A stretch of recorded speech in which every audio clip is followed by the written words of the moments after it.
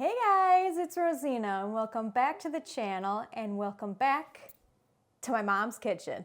Now in today's Rosina's kitchen, we are going to be making a classic, a comfort food that I always would love to have when I was a kid and I think I have perfected, and that is Stovetop Mac and Cheese.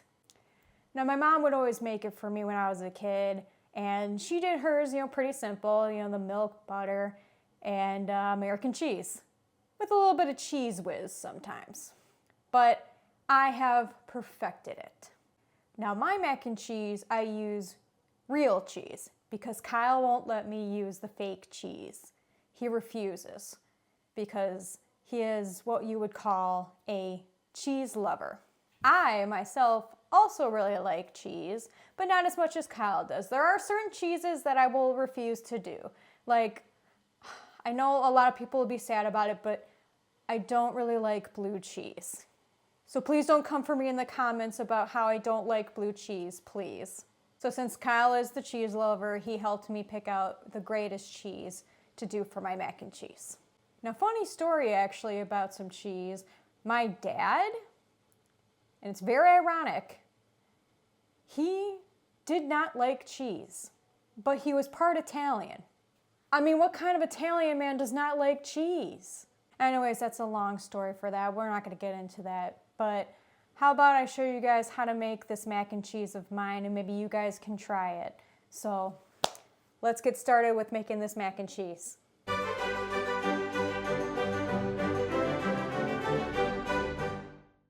Now we've got our ingredients. And of course, what do you start with mac and cheese? You start with your noodles. I'm sure you can hear the water boiling behind me, but we got that started so we can actually start these noodles. You don't have to watch me do it. No one wants to watch, do noodles. Maybe I'll show you pouring it, but that's it. So, what noodles do I use for my mac and cheese? Well, sometimes I use Cavatappi.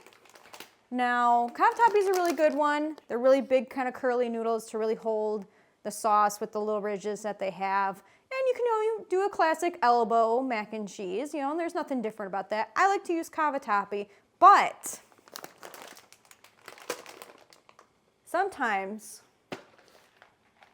I use these.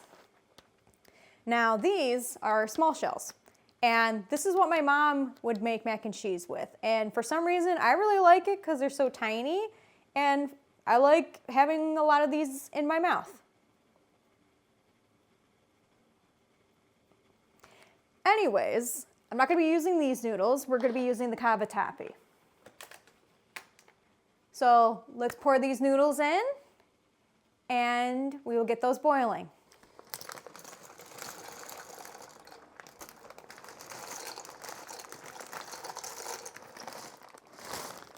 Now normally I will fill up the bottom when I'm making mac and cheese, so you don't see any of the bottom. Oh yeah, those look done. Let's drain these and start that sauce. All right, well, while we're waiting for our noodles to finish up cooking, let's talk cheese sauce. Now, when I make my mac and cheese, I like to start off with making a roux. Now, what is a roux? A roux is a mixture of fat, normally butter, and flour. So those two mixtures make a roux. I start off with a roux because we are going to be making what is called a white sauce. So obviously here I have my butter and my flour. Now the way I measure it, I usually use a spoon about this size. I'd say maybe about a tablespoon, and I do that each for the flour and the butter. You want to make sure that they're equal. Next, we're going to need a liquid, which is the milk and heavy cream. That's normally how you do a mac and cheese. A lot of dairy. But sometimes I don't use the heavy cream because I feel the roux makes it thick enough to make that white sauce.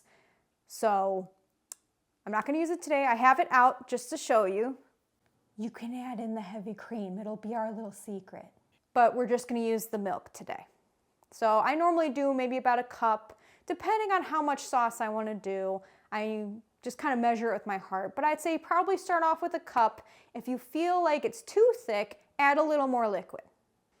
And lastly, our cheeses. Now I have 3 different cheeses. We have a cheddar, which is a Sartori Montamore cheddar. We have a cave-aged Gruyere. Sometimes I'll do a Gruyere, sometimes I will do a Swiss. It just depends on what I can find and what Kyle kind of suggests. But I like doing a Gruyere. And then we have our Parmigiano Reggiano. Now, you want to grate your own like I did here.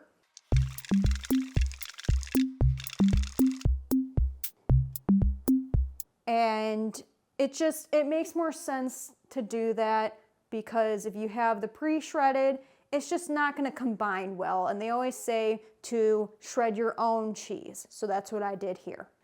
And that's all it takes to make this mac and cheese. So let's put all these ingredients in. All right, let's make this roux.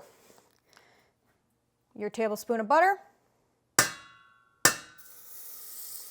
Let that melt.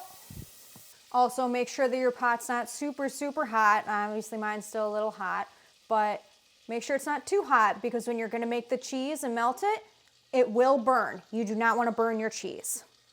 Anyways, butter's in, all melted. Your tablespoon of flour. Then we whisk. All right, add in your milk and do it in small increments to let it not curdle.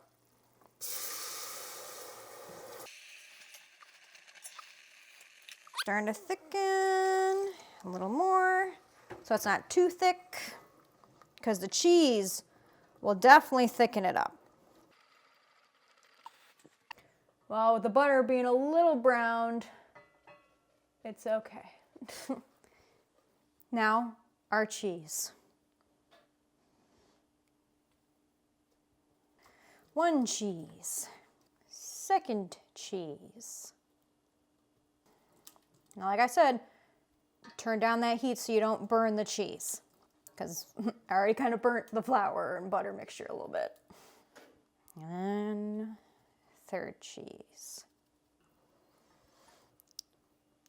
Now, if you want, you can add in some spices, like, some garlic powder or some paprika and stuff like that. But normally, I just kind of stick to this.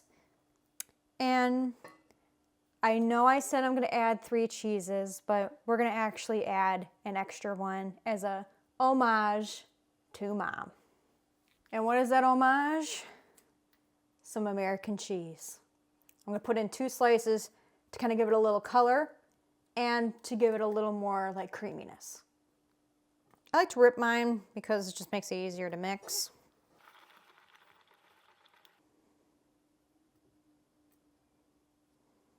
But I will not be adding Cheese Whiz to that. This definitely does not need Cheese Whiz. And there you go. There's our cheese sauce. All right, let's add in these noodles and mix. Normally it comes out as like one big thing. Didn't do it for me this time.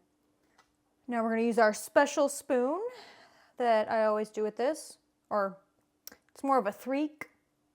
It's got 3 pointers. How do we feel about this spoon? I kind of like it. It's a thicc. A throok? I don't know. Let's mix. I'm not gonna say the vine. Don't even think about it. You know the one I'm talking about. All mixed. All right, our mac and cheese is done, but we're gonna be doing something a little fancy.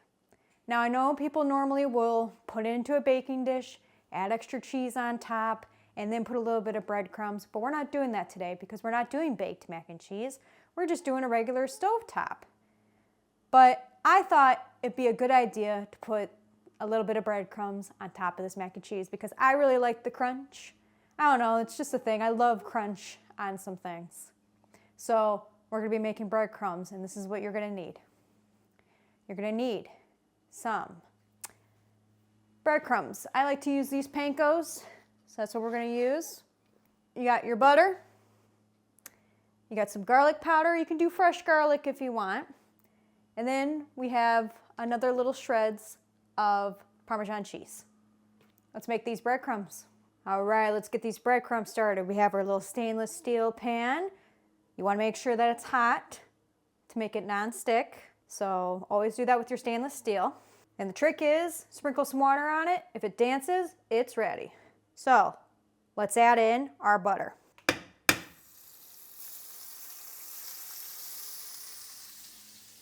All right, let's add in the breadcrumbs. Measure with your heart. I do at least enough that covers the base of the pan. All right, let's just give it a little mixy mix to get it all nice and coated in the butter. Let's add in a little pinch of garlic. And then we'll add in our Parmesan. Measure with your heart with the Parmesan. You can put as much as you want. And give that a little mixy mix. Just so it's all nice and even and mixed together and all into a big happy breadcrumbs pile. All right, we're gonna let that sit, start to cook up. You'll know it's done when it's brown. Oh yeah, that's looking nice and brown. Let's assemble this mac and cheese.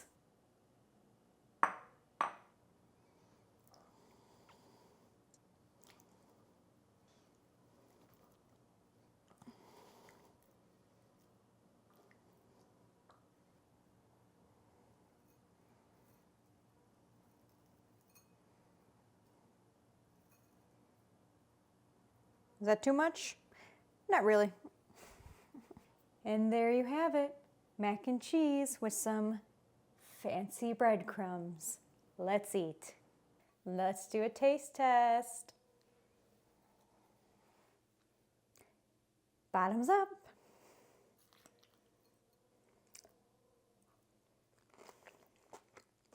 Oh, you hear that crunch?